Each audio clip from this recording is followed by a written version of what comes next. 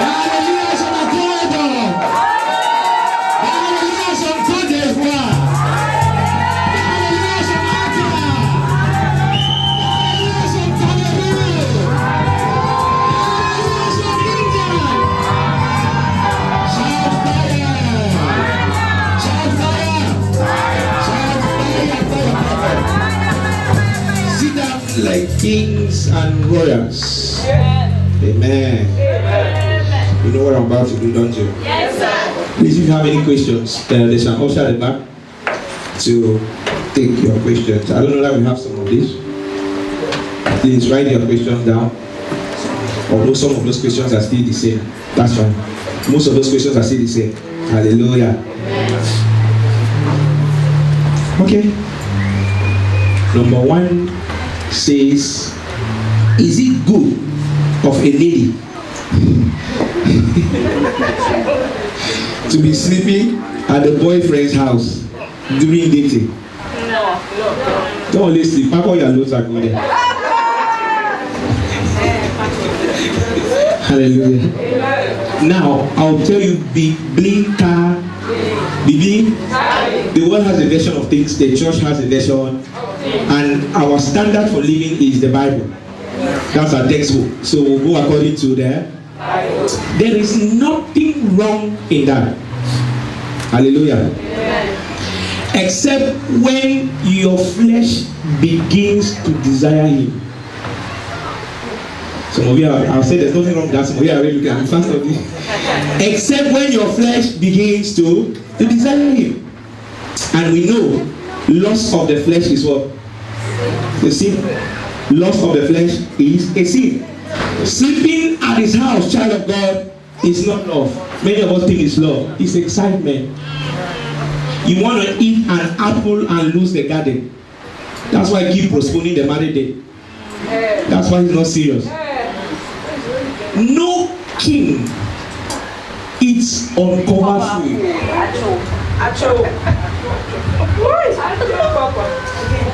Shall I shout again? No king eats uncovered food. If at all he eats, it's for fun. 90% of the time they are married. A king wants to go and have a bit of fun. And this is a Christian coming like someone who is going to the slaughter. No king eats uncovered food. Sleeping at his house is not love, it is excitement. True love is not excitement, true love is commitment. Put the ring on my finger. It says you commit to be with her. So tell him you cannot sleep at his place until he gets married to you or he engages you. Now at university, I went to university, very fun university. Boys, they knew this. They'll tell you they want to get married to you. And then they'll reprogram their room. When you enter the room, there are disco lights. It puts you directly in the mood. They do that intentionally. When you enter that room, most of the rooms, there is no chair. The bed is on the floor. Hey. He has already arranged the atmosphere. As soon as you enter, you will not sit on the chair, you sit on the... He doesn't need to take you to the bed. You're already sitting on there, and it's on the floor, so there's no struggle.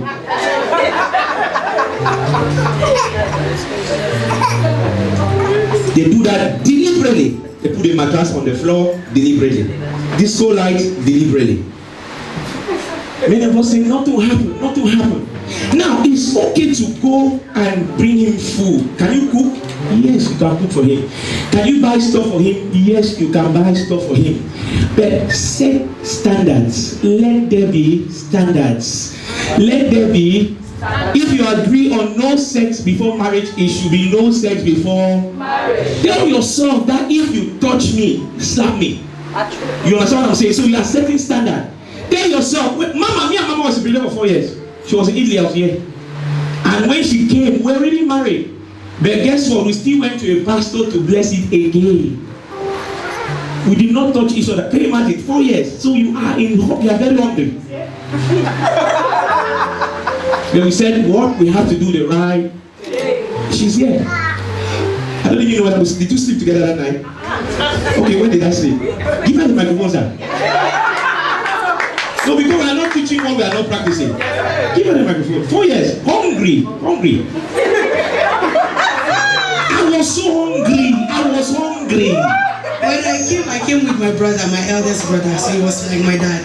I slept with my brother for the 2 nights. But what did we say first? The agreement first. We agreed that we were going to see a pastor, his pastor at the time. And it was weekend, so Sunday was 2 days away. So my brother went on Saturday, Sunday morning we went to church, came back, and then the pastor made some deeds with him. Look at how they are just standing. Shout hallelujah. 95% of people who have sex before marriage and never satisfy one partner. 95%. Now I know there are exceptions, but 5% is the exception. Just imagine. Now, many are still. Now, sex is a very deep place. It's a covenant. It is what? It's a deep place. Now, you'll be surprised. Many people are in relationship. They are just there. 9 years, 10 years. The guy is not saying anything. They are just there. You know why they are there? They have gone into that deep place. So that even when the relationship has broken, it's completely gone, they are still there because they have gone in that deep place. Avoid yourself the embarrassment. Hallelujah. Stop saying nothing will happen. You don't know what is happening.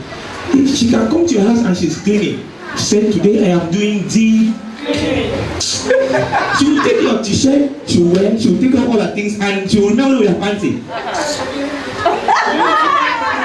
Say nothing will happen. She's doing deep cleaning, and you're seeing things.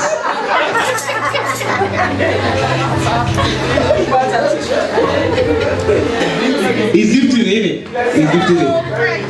Very deep, sir. Before you know, you're touching things. Is it not what the eyes see that the hand will touch? You are touching things. Can you cook for him? Yes. Can you wash his clothes? Yes. Your choice. Can you clean the house? Yes. If I were a man and we are not married and she comes to say she wants to clean the house, Mama, clean the house. I will go outside and do shopping by force. I'll leave her to clean the house. When she finishes, I'll return. Let me do shopping by while she cleans the house. While she does the. Please set boundaries. Back up each other. Talk about keeping the values of the spirit. When he touches you, remind him of his destiny. If Joseph tried this with Potiphar's wife, that would have been the end of his life. My husband wants to divorce me. We live in different countries. He cheated on me. What should I do? Hallelujah. It depends why he wants to divorce you in the first place. Hallelujah. God hates divorce, the Bible says. Marriage is for better, for worse. The Bible has also given you condition that you can get out. But marriage is for, even if your husband cheats on you, sir, you forgive. The Bible says forgive 77 times. You forgive. Keep forgiving. Shout hallelujah. I know ask this question. We are dealing with that already at the moment. But the first thing to do is pray and pray some more. Many of us, we talk more than we pray. We complain more than we pray. Settle it on your knees in prayers. Only God can change a man. Only what? The Holy Ghost was in charge. He was involved in the first marriage. So he himself settled the first marriage between Adam and Eve. So he knows how to fix marriages. Right. Only God can fix a marriage. It doesn't matter the character your husband has. God can settle if you go down on your knees. Hallelujah. You think I was always like this? My wife is there. I was not always like this. 20 years ago, I was not always like. I also had eyes. I was looking around. But she arrested me on her knees. Shout hallelujah. We are dealing with this now, and I believe God is doing His best to restore in the name of Jesus. Do not leave your husband for nothing. It might be a charm, it might be a manipulation from hell. Take what belongs to you by fire, by from the days of John the Baptist, the kingdom of heaven suffered violence, and the violent take it by force. You leave that husband, you go to the next one, it may be worse. Yes. So that's how you be going in cycle. Yes. Take that problem and go down on your knees. I will not eat any food for 3 days until this man go down so he gives life to Christ. Many of us, we talk too much and we are not doing the prayer. But it says pray without ceasing. Now, what is the difference between dating and courting? Dating is like friendship. Dating is like, I've told you when you want to go into marriage, there are 3 stages: friendship, courtship, and then marriage. So dating is like friendship.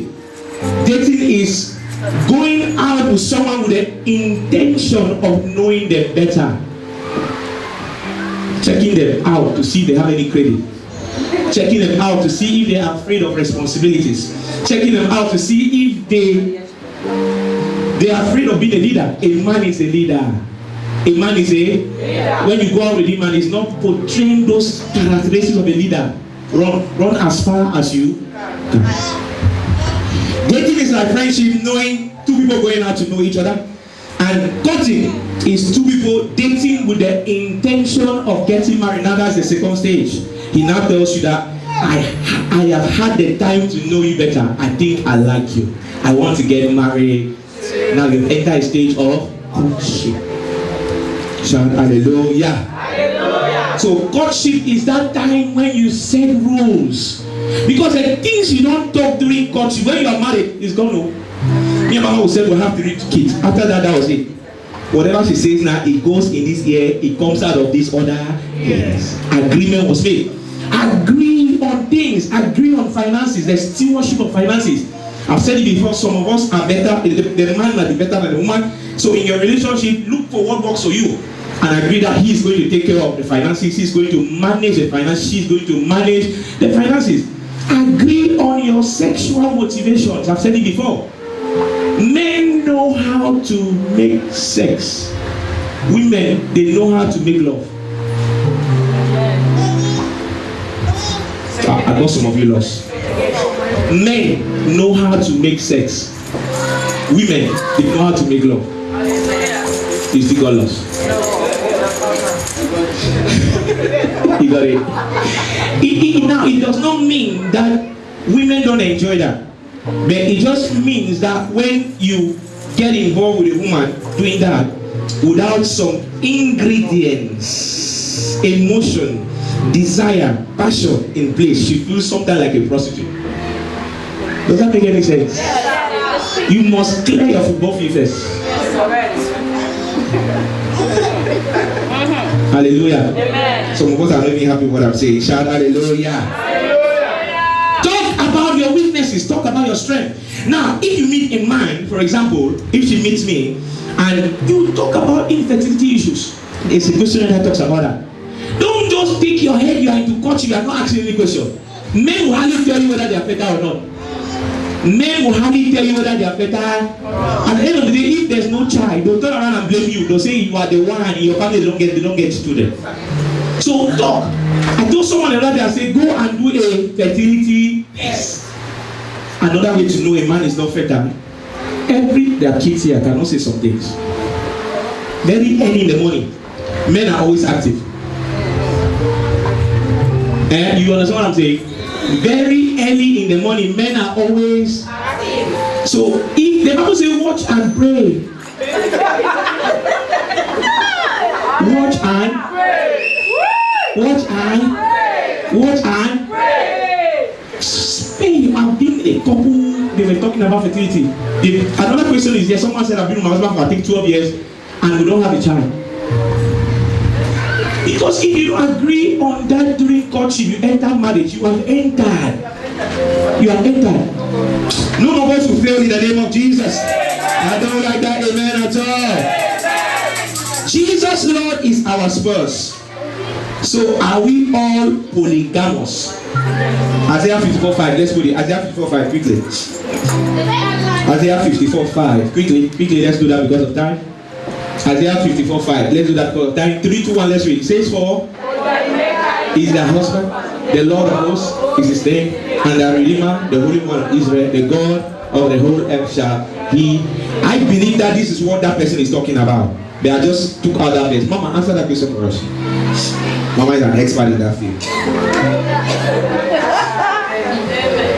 Amen. I quickly read into the Bible commentary on this scripture, and it said that because the person is asking, that doesn't mean that God wants us to be polygamous. God does not want us to be polygamous. How many Adams did God make?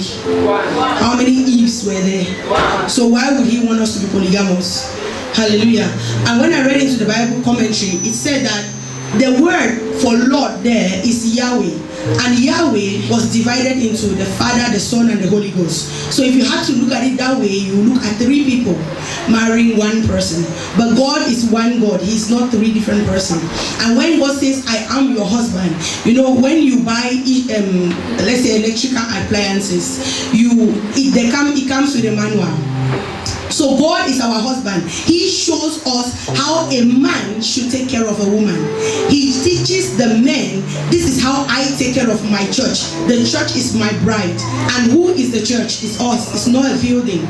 It's us. So he loves us so much that he's willing to wrap a stone around the neck of anyone who offends you and drown that person. That's how a man is supposed to love his wife. So he says, I am the husband. So you see the way I treat my church, that's how I want you to treat your wives. Hallelujah. I know women will be happy about that. Women are very happy about that. Amen. Does that make any sense? Can I marry at 24 years old? It depends. But I will not advise. Now, God can say you are getting married. It does not mean it will be tomorrow. He can give you a partner that you can grow with. Does that make any sense? I will advise you to God will give you a partner, or you find a partner and you grow into maturity. The problem in the world today with all the divorces is that boys are getting married, not men. Boys are getting married, not men. I believe God can give you a partner, as I said, at that age, but I advise you use that time to grow and mature together. At 24 years old, even if you feel prepared for marriage, even if you have all the money, I also think that experience is very important. Me and Mama 15 years ago, 16 years ago, we were arguing over trivial things. We'll be angry over trivial things. Through experience, we've gone past that. Do I offend her sometimes? Yes, I'm a very difficult man. But because of that experience, she cannot just laugh at it and just ignore. But in those days, 15, 16 years ago, no, sir. We'll quarrel over it. We will not talk for days.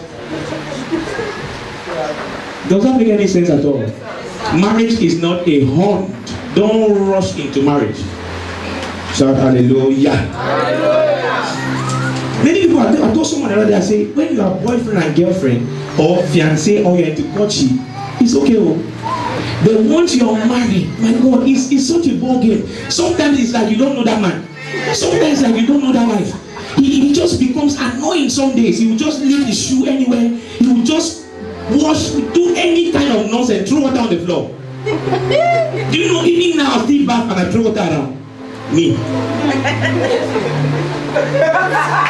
Now they're looking at me. You see, in church, we like this holier than that attitude. I like this. I still back. She was complaining that day. Papa, you are throwing water on the floor. Guess what? This morning I still did it.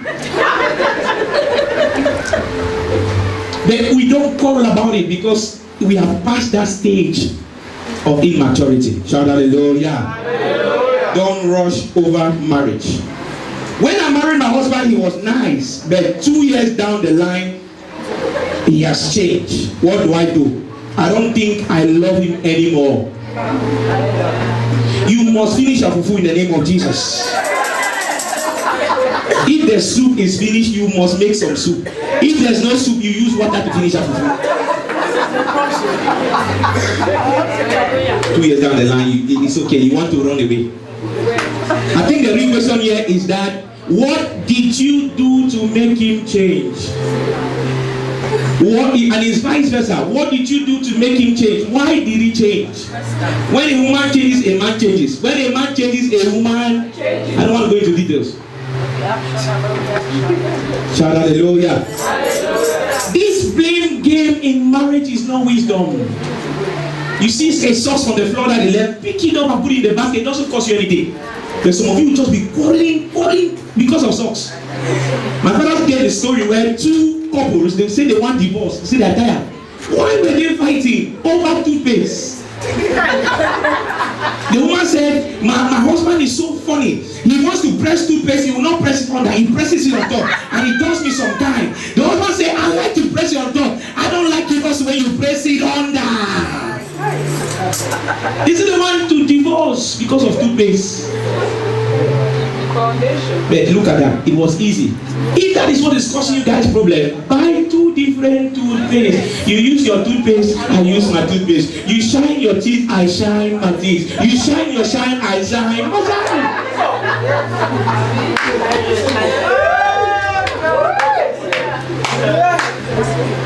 Everyone has the capacity to be good or bad, depending on how you treat them. Many couples cannot fix past errors. Instead of praying, they complain, they murmur. Instead of doing what is right, they just take the toothpaste. Go and buy two toothpaste. Say from today, this is your I can leave your name on it, Mama. So that I don't confuse it. It solves there. Shout hallelujah. Must you hear from God about who to marry before you get married? Must you hear from God about who to marry before you get? Someone is very active with this case. The Bible says, he that findeth a wife findeth a good thing and obtaineth favor. God did not say, come and find for you. He that findeth. But can God speak to you about your wife or your husband? Yes. So don't spend all these years waiting for you to hear from God. You are wasting time. Shout hallelujah. The first thing to do is pray, no doubt. It is Adam that named Eve. It is Adam that named. It is Adam that named all the animals. God only confirmed. He named Eve. He named all the animals. God will not name your wife for you. Go and bring the wife. Name the wife. God will confirm the wife. Shout hallelujah. Hallelujah. God will only confirm what you call it. So prayer is necessary, no doubt, for direction in choosing the right partner. But prayer is just a guide. Prayer is what? Just a guide. Let's stop spiritualize everything in church. Everything. God has given us enough wisdom so that we can let Him rest. One God, the whole universe is taking. Just take the wisdom He has given you and let God rest. Minus one person. When it is time to talk to her, talk to her. When it's time to pray, pray. Papa, I'm confused. Bible says no sex before marriage. But every man, please, can we play something? But every man that wants to marry me wants sex. What do I do? I'm getting older. You are not getting older in Jesus' name. Amen. Say neighbor. Patience is a virtue. So what you do, number one, you keep praying. Watch and pray. I've said that already. Stick to your principles. And the right one that God has ordained will soon come. I'll tell you a story. There was a program on TV called The Bachelors. One bachelor against 10 women.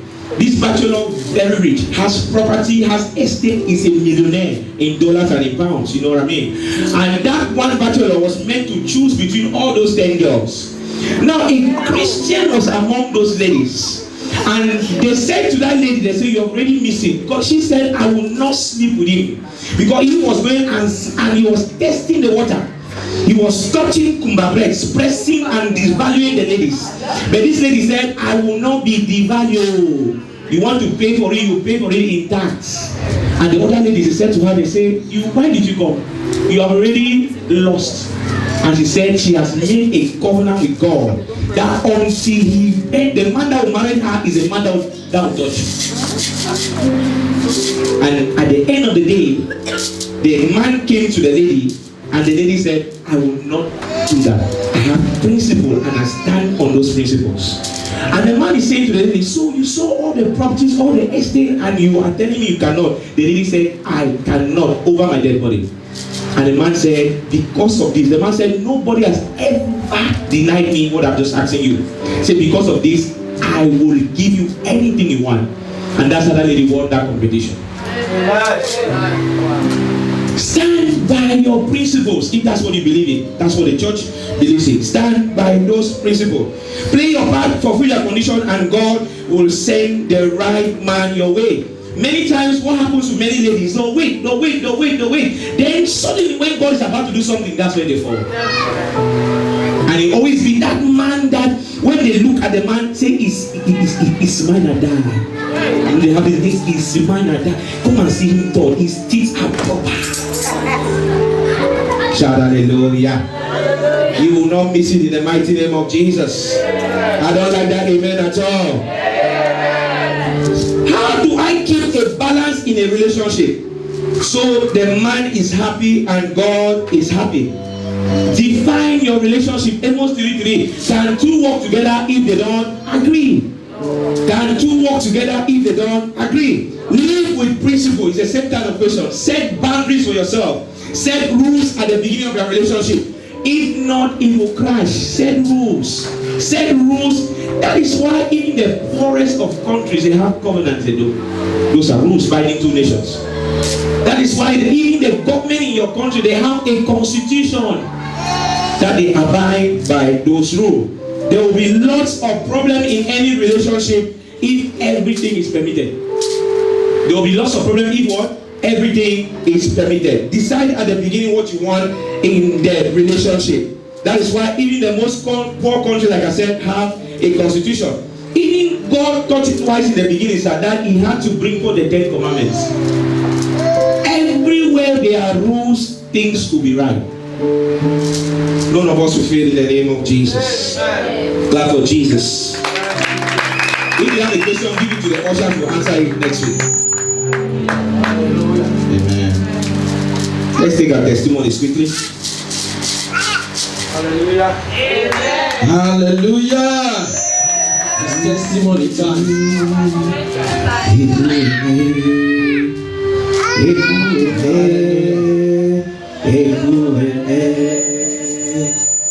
You are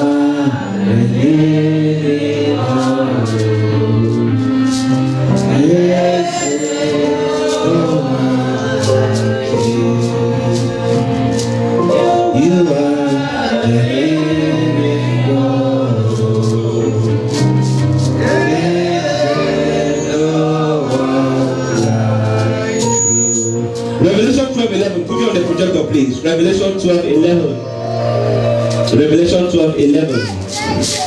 And they overcame him by the blood of the Lamb and the word of their testimony, and they loved not their lives unto death. Now, I will say this very clearly. I have never healed anyone. I have never restored anyone. I have never delivered anyone. When you give your testimonies, you are giving it to the glory of God. You are giving it to encourage the others. There are many testimonies that have come for there, and people tap in the crowd and they receive their own miracle. Please, while the testimonies are going on, don't just sit there. Stand, you have a testimony. Come and give a testimony. Clap for Jesus. If you are clapping for Jesus, you can do better.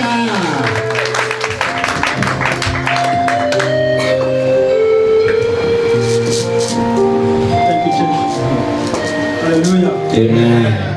Is it on? Let's read this a bit, please. It's very interesting. On Friday, you have another testimony again. I didn't put another testimony. I got the first. Amen. Thank you, my Father. On Friday, we finish here. We say we're driving. We stop me. That's a child. And the child, they didn't pass it. When I saw the police behind me, they knew my license. So Were they winding there, their thing? yeah. Okay. I saw the light and I just go and let it back. So what was running on my mind was thinking, is my insurance on my car? That was the honest thing. I wasn't thinking about the child. So I was thinking about insurance, but the policeman when I jumped out of the car, I was told to the man, he said, is the car on your name? I said, no, it's in the car. The only thing you just check is the police. Something like the name, he said, is it the name of your wife? I said, yeah. He said, you should have the child always be in the My God. car. My God. That was it. That's great. Are you clapping for Jesus? That's great. That's God. That's the hand of God. Thank you. And last week, Thank you, Lord. on Wednesday, I was in London to check some of my bills. I was owing government tax £7,000. November, I got the letter that I have November 2019. 2019. So, from January, one of my friends called Japan and told me, listen, you like this, you have some hope with that bill. I said, there's no way I have to work to pay it. I have to pay it off because it's too much. £7,000. The government income is difficult. You have to pay the money off before this year ends. So that's my own plan.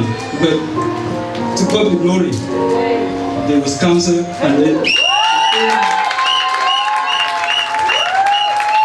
Hallelujah. Hallelujah.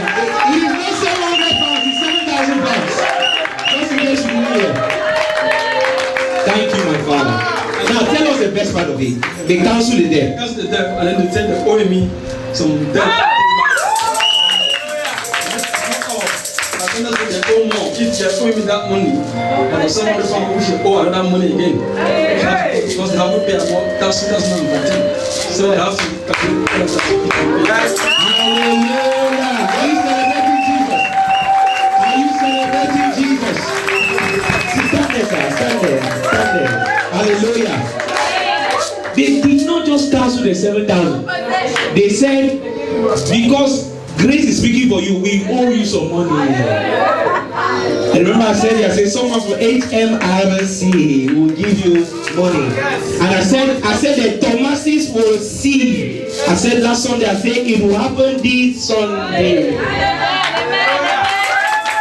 don't know what else I need to say for you to believe that there is God in this place. Maybe I should say this again. If I be a man of God, by this time Sunday next week, someone else who believes here, money is coming into your account in the name of Jesus. That debt is cancelled in the name of Jesus. If that is you, let your amen be louder. Clap for Jesus as he takes his seat. God bless you.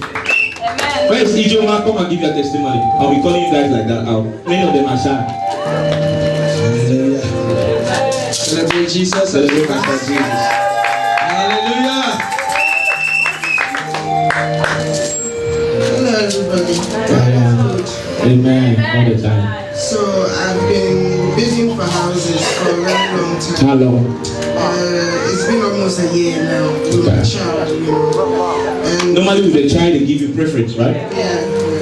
And everything I've been doing, all the interviews I've been going to is a no, you know. So I told Papa, I said, Papa, I'm going to an interview, you know. I really want this place. I'm desperate, you know.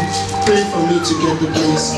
And Papa prayed. He said to me that if you don't get this one, you wait. That means that God has something better in store for you. That's right. It didn't even pass 2 weeks. They called me, and the house that they showed me was better than the one. Amen. Hallelujah. Hallelujah. We dedicate that house. Believe what I'm going to do now. I'm not in that house, but as I speak now, angels will be coming around the house. We'll dedicate it to the Father in the name of Jesus. It is done. Clap for Jesus. Because of that. It is done, Ijoma. Hallelujah. Thank you, Jesus. We call on Sister Patience. Clap for Hallelujah. Jesus as she does. Sister Patience. Hallelujah. Thank you, Lord. Celebrate Jesus. There is power in the name of Jesus.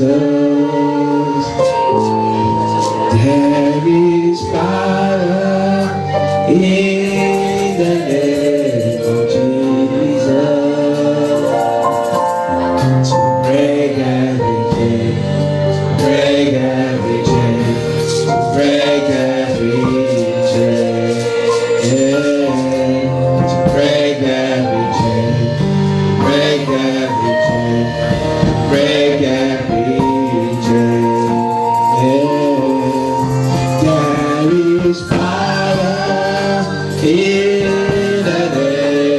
There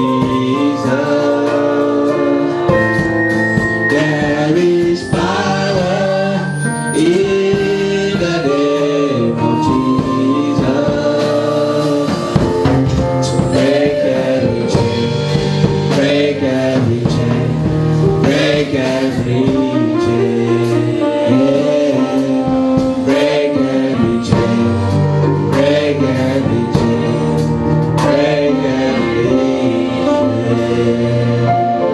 Tell us. The first testimony is my mom. She's been going through, she really had a very serious trial that she was going through, and it was really stressing me out. But I spoke to Papa and I had to see God's face. That's right. Because it's a very difficult moment. My mom, she's my everything. And it was really tormenting me.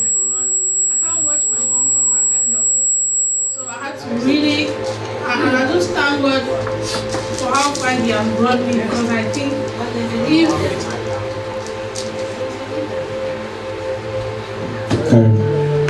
just thank God for how far He has brought me, because I think it was before I was just wallowed in self-pity and joined her to cry. But with prayers and fasting, she has come out victorious. I'm not just saying victorious. She did not only come out victorious, she came out better than she has been in the past. Reverend Master Jesus.